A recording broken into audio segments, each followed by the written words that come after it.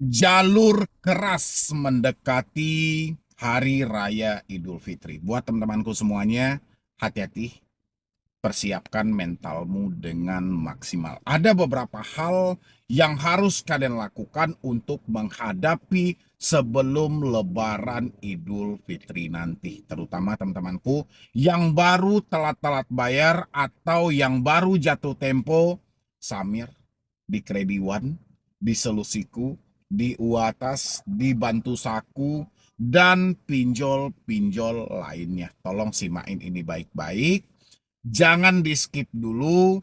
Dan buat teman-temanku yang baru ketemu dengan channel ini, boleh nih teman-teman, jika dirasa video ini bermanfaat buat Anda sebagai dukungannya, boleh teman-teman semuanya untuk di like dan di share juga dan di subscribe channel ini supaya channel ini makin berkembang dan Medi Broni makin semangat lagi dalam memberikan motivasi dan edukasi. Oke teman-teman, kenapa saya bilangin buat teman-teman semuanya persiapkan dirimu dengan maksimal. Saya perhatikan teman-teman, mereka sudah mulai berjalan menuju ke media sosial Anda masing-masing. Bahkan teman-teman, orderan-orderan fiktif sudah mulai bermunculan. Jadi saya tidak pengen Anda yang menjadi korban buat berikutnya. Pertama, Anda disebarkan ke media sosial Anda.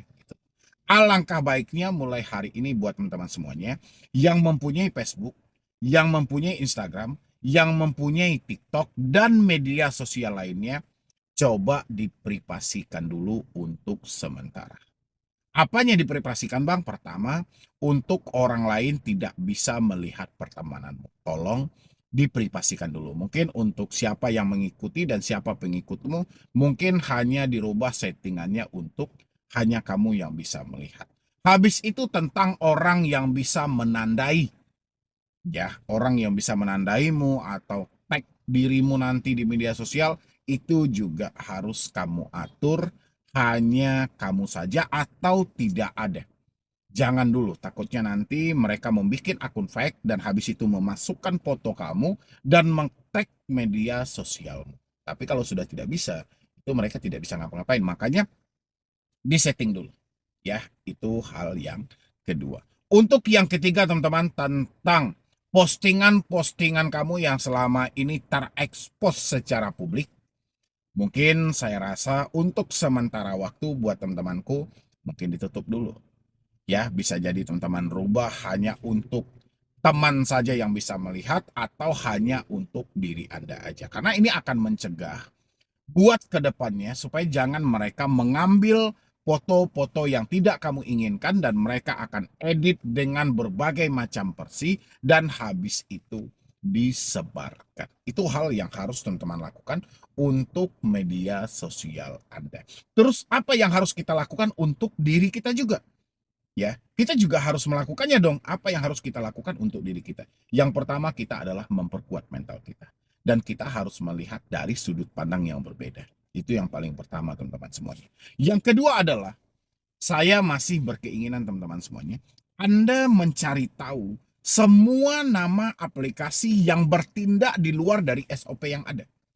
Selama ini kita perhatikan pindar-pindar resmi ini, pinjol-pinjol legal ini, mereka seringkali melakukan tindakan tapi mereka tidak pernah mau menyebutkan nama aplikasinya. Nah, PR kita adalah bagaimana caranya mereka ini mengungkapkan dan menjelaskan nama aplikasi mereka. Ya, apa yang harus kita lakukan, Bang? Mungkin ketika teman-teman mendapatkan ancaman, mendapatkan intimidasi dengan berbagai macam versi, misalnya mereka akan turun ke lapangan, mereka akan datang segera hari ini juga, teman-teman semuanya, alangkah baiknya teman-teman, oke, saya akan melakukan pembayaran, tapi tolong dong disebutkan nama aplikasi. Coba pancing mereka teman-teman. Ketika mereka melakukan intimidasi, ketika mereka melakukan tekanan secara verbal dan segala macam dengan penuh caci maki dan kebun binatang, coba teman-teman semuanya merayu mereka untuk menyampaikan, oke, saya akan membayar, tolong dijelaskan nama aplikasimu apa. Usahakan kita menemukan nama aplikasi mereka teman-teman. Untuk apa ini Bang? Karena gini, selama ini semua pengaduan kita itu nyaris tidak ada. Teman-teman tahu nggak? Ya, informasi terbaru. Sebanyak 1.000 sekian ratus pengaduan itu hanya ada dari investasi ilegal. Habis itu kata OJK, sebanyak 5.000 lebih dari pengaduan itu hanya ada di pinjaman online ilegal. Tidak ada pengaduan dari pinjol legal dan pinjol resmi. Gila gitu. Sementara setiap hari, ya, kita sibuk diancam dan dicaci maki oleh pindar-pindar resmi ini. Tapi OJK tidak sampaikan. OJK hanya ungkapkan kita menampung sebanyak 1.700 sekian pengaduan tentang investasi ilegal. Ya, habis itu kita menerima pengaduan 5.000 sekian tentang pinjaman online ilegal. Terus pinjol legal letaknya di mana?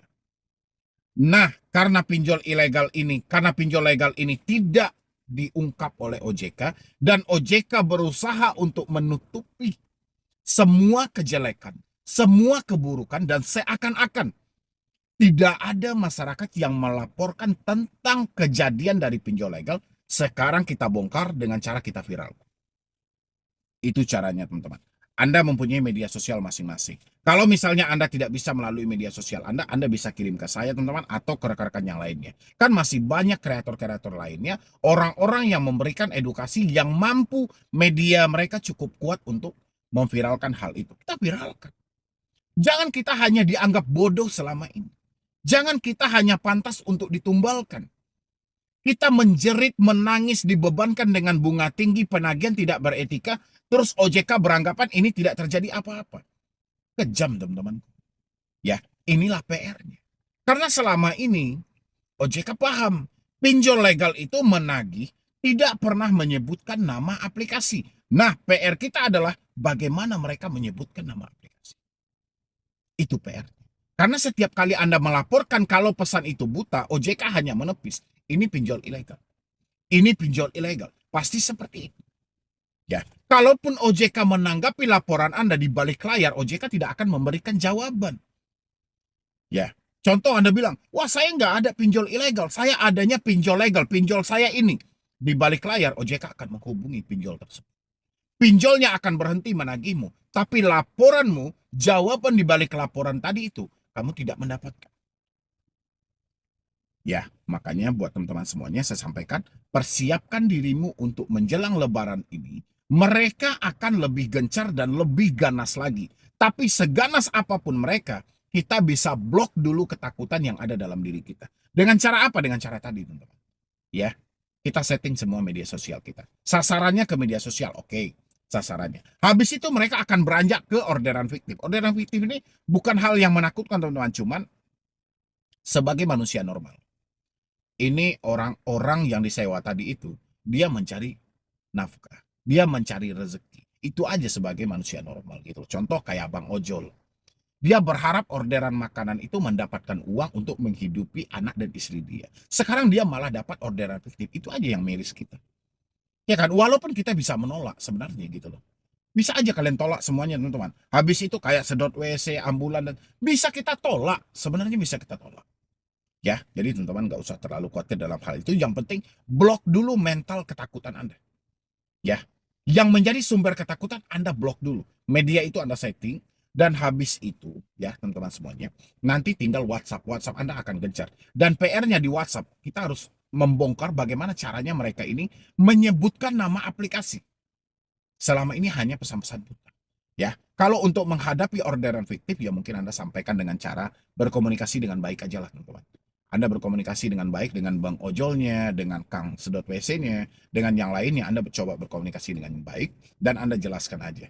Dan kemarin saya juga dapat informasi dari salah satu subscriber saya juga yang mana dia konsultasi dengan saya itu bahkan sampai Lalamove itu dipakai teman-teman. Ada sejenis yang hampir sama dengan Grab dan yang lain sebagainya juga ya lah untuk ya jasa-jasa pengantaran secara online juga lah. Itu kan sangat miris banget. Ya, dan ini dilakukan semuanya oleh pinjol-pinjol legal.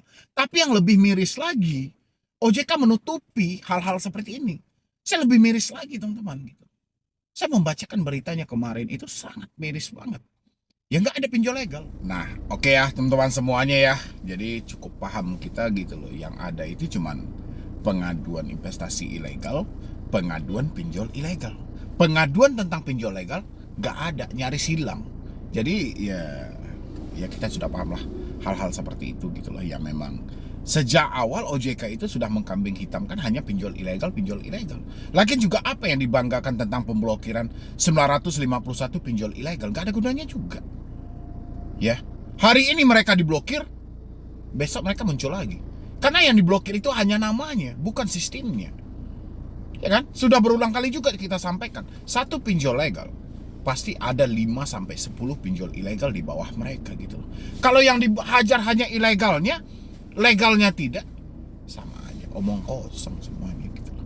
Ya teman-teman semuanya, mungkin dari saya cuma itu aja. Mudah-mudahan ini bisa membantu, terutama buat teman-teman yang benar-benar sedang kebingungan dan kepanikan. Dan habis itu saya mengingatkan teman-teman semuanya, karena kita mau mendekati Hari Raya Idul Fitri, otomatis ini hampir sama kerasnya dengan pergantian tahun teman-teman. Mereka sama-sama ngejar target. Debt collector ngejar target untuk ngejar bonus supaya THR mereka keluar. Kalau di akhir tahun mereka juga ngejar target supaya mereka tetap bertahan dapat penghasilan dan bekerja ya. Tinggal dari teman-teman semuanya. Intinya satu-satunya adalah blok ketakutan yang ada, praktekkan semua apa yang saya sampaikan. Oke, jadi sekian dulu dari saya, Medi Broni. Wassalam.